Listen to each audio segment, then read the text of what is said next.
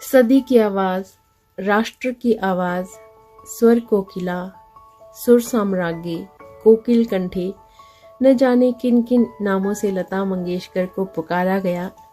तीन तीन पीढ़ियों के लोगों ने उनके गाने सुने। भारत रत्न, दादा साहब फाल्के, पद्म भूषण, पद्म विभूषण जैसे पुरस्कारों से उन्हें नवाजा गया। आज हम बात करने वाले हैं लता मंगेशकर के परिवार के बारे में। मशहूर शास्त्रीय गायक दीनानाथ मंगेशकर और शेवंती मंगेशकर के घर 4 बेटियों और 1 बेटे ने जन्म लिया। उन 4 बेटियों के नाम हैं लता, आशा, उषा, मीना और उन 4 बहनों का 1 भाई। तो उस भाई का नाम हृदयनाथ मंगेशकर। बड़े होकर वही हृदयनाथ मंगेशकर संगीत की दुनिया में बाला साहब के नाम से जाना गया। अब इनके परिवार के बारे में बात करते हैं।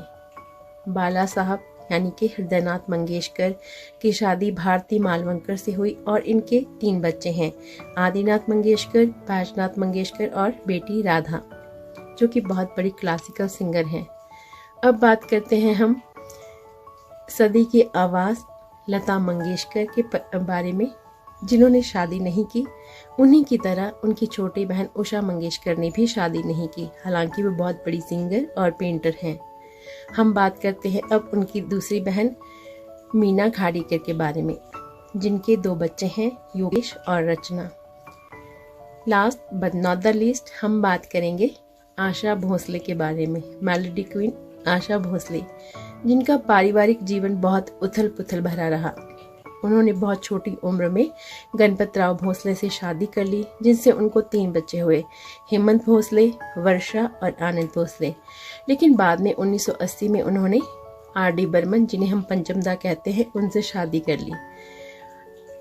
लता मंगेशकर और आशा भोसले के बारे में लोगों का बहुत कुछ कहना है, जैसे कि लता मंगेशकर ने कभी आशा भोसले को आगे बढ़ने नहीं दिया। सिर्फ आशा भोसले ही नहीं, सुमन कल्याणपुर, वाणी जयराम, हेमलता, उनके बारे में कहा जाता था कि उनकी आवाज़ लता जी जैसी है।